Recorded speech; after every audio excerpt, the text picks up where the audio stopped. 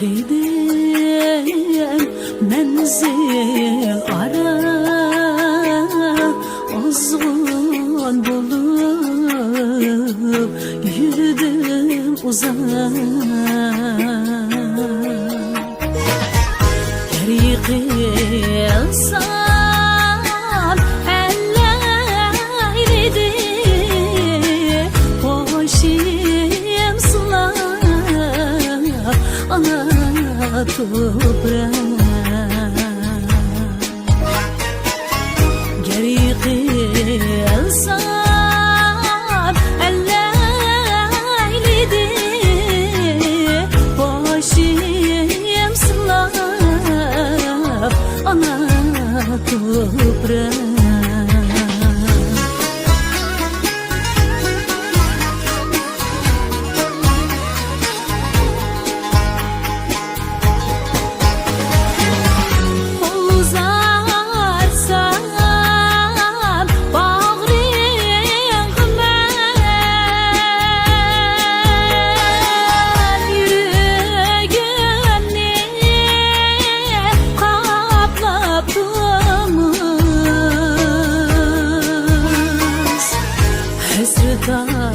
Hasret'atip kıldım nida Kar kılmedi hiçbir tomuz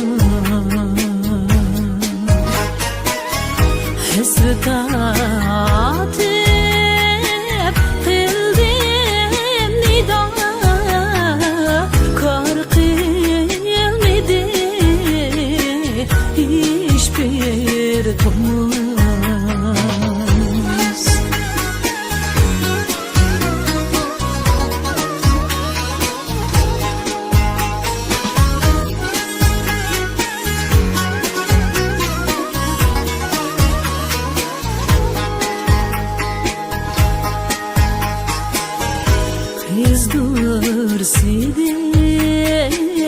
muğlap kıyaş Bu yaşamdek girip keser Oldum zilin kuşağığa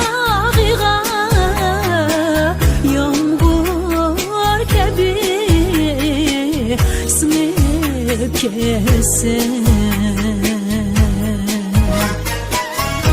Oldum zilin kuşağığa Yağmur gibi sinip keser